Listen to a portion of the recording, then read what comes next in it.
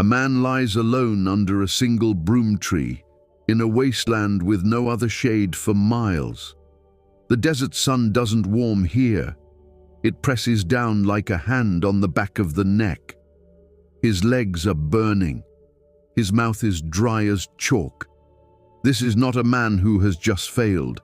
This is a man who has just won. 24 hours earlier, he stood alone on a mountain and called down fire from heaven in front of an entire nation. He humiliated 400 prophets of a false god. He watched 3 years of drought break in a single afternoon. This was the greatest victory of his life. Now he's lying under a bush, begging God to let him die.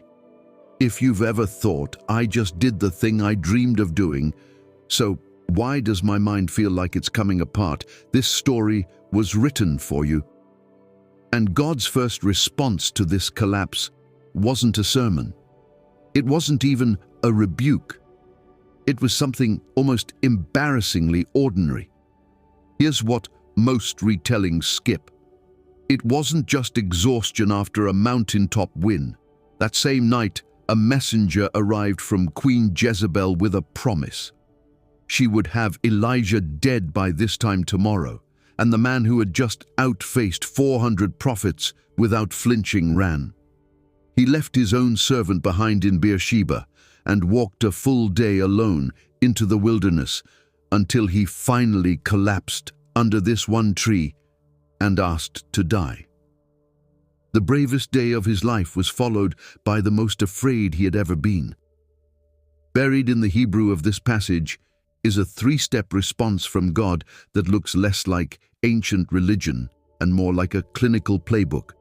Call it the Elijah protocol. Elijah says, "It is enough. Now, O Lord, take away my life." Most translations soften what's happening in his mind at that moment. The underlying Hebrew points to thoughts that branch. Thought spawning, the way branches split off a trunk in the dark until you can't see where one ends and the next begins. That's not despair as one heavy feeling. That's a mind in a spiral. One thought splitting into three, those three into 9, until the original threat is buried under an avalanche of catastrophizing. Scholars debate exactly how far this branching image should be pressed, but the picture is clear. A mind that has stopped following one thought and started drowning in a thicket of them. And this happens the day after the greatest victory of his life. Spiritual highs don't inoculate against collapse. Sometimes they're the very thing that empties the tank. So what does God do with a prophet whose mind has become a thicket of dark branches? He doesn't send an angel to argue theology. He doesn't quote Elijah's own miracle back to him. The order of what happens next is the whole point.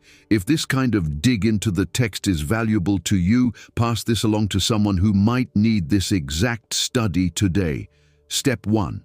The body before the soul. An angel touches Elijah, not to lecture him, but to wake him and say 4 words: "Arise and eat." No question about his faith. No, why are you so afraid? Just eat. There is bread, there is water. The angel lets him sleep again. Most of us assume the first response to a spiraling mind should be spiritual. Pray harder. Quote a verse, rebuke the enemy. God's first move here is entirely physical. Bread, water, sleep, again, twice. The whole cycle repeats, wake, eat, sleep, because once wasn't enough. A mind that has been starving, sleepless, and running from a death threat doesn't reset after a single meal. The body is rebuilt before a single word of correction is spoken. Step 2, the long walk. Only after 2 rounds of food and rest does Elijah travel 40 days and nights to Horeb, the mountain of God, the same mountain where Moses once stood. 40 days is not a quick errand. It's long enough that whatever adrenaline drove him into the wilderness has fully burned off by the time he arrives. There's no shortcut here. The walk itself is treated as necessary, as if healing wasn't just the destination, but the distance it took to get there. This is the part most retellings skip, because it's the least dramatic. It might be the most important. Recovery in this narrative is a 40-day corridor between collapse and whatever comes next.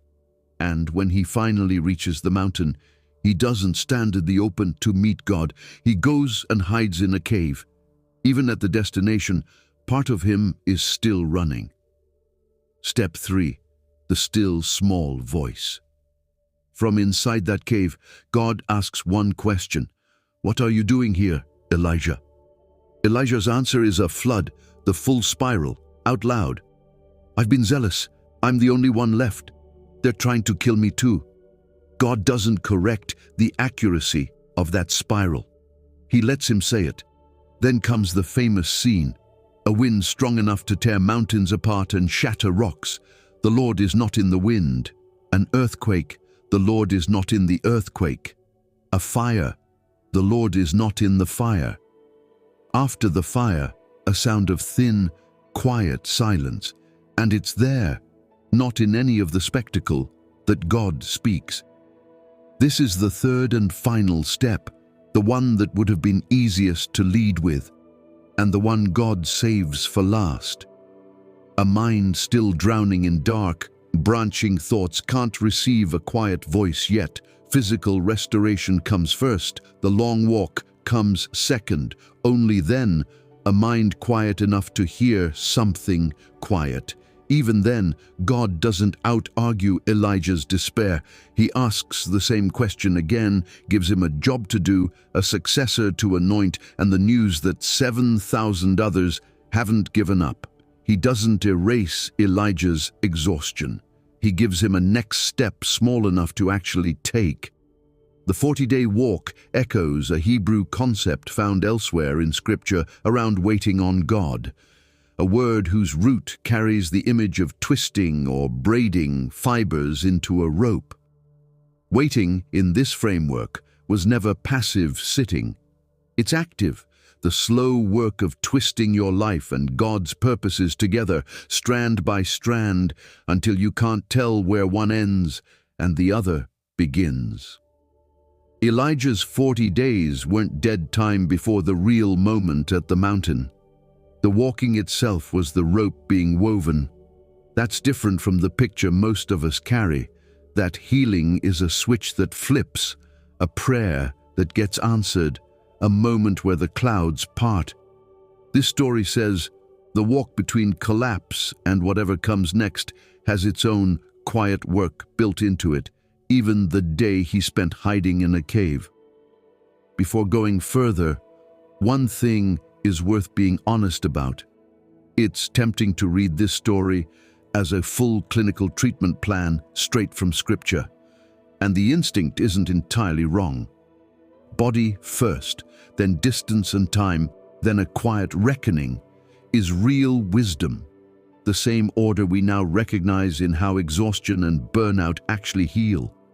But this passage isn't a substitute for professional care if a spiral in your own mind is constant or overwhelming.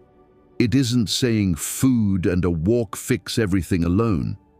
It's saying God meets the practical and physical first, and reaching for real help, a doctor, a counselor, a pastor, is not a failure of faith. It's the same instinct this story honors, meeting the body's need before demanding the soul perform. With that said, here's where this story catches up to an ordinary week. Bring this down into an actual Tuesday. Maybe your mountain wasn't fire falling from heaven. Maybe it was a milestone you worked toward for years, finishing something, landing something, surviving something, and the next morning, instead of triumph, you felt hollow, flat, undone, for reasons you can't explain to anyone, least of all yourself. The Elijah Protocol says that's not a spiritual failure. That's a body and mind that spent everything they had and now need to be fed before they can be preached to. Maybe the branches in your mind tonight aren't about profits or death threats. They're an email you haven't answered, a diagnosis you're waiting on, a relationship that ended and keeps replaying at 2 a.m. in a dozen worse versions. The invitation isn't to out-argue every branch. It's to let the first response be simple. Eat something. Sleep. Let the adrenaline drain out over days, not minutes. Trust that the quiet voice, when it comes after the ordinary care your body has been asking for, not instead of it. And if you're still hiding in your own cave, that's not a lack of faith. Elijah did too. Look at what God never does in this story. He never tells Elijah his exhaustion is a sin. He never rushes the timeline. He never skips straight to the sermon. He meets a collapsed, terrified prophet with bread before he meets him with a burning bush's worth of glory. That order is the mercy. The God who split a sea and called down fire is the same God who, the very next day, cared more about whether his prophet had eaten than whether he'd found his courage again. If you're in the wilderness tonight, under your own broom tree, mind branching in the dark, may you have the grace to let the bread come before the sermon, the rest before the rebuke, and the quiet before you expect the answer. God bless you.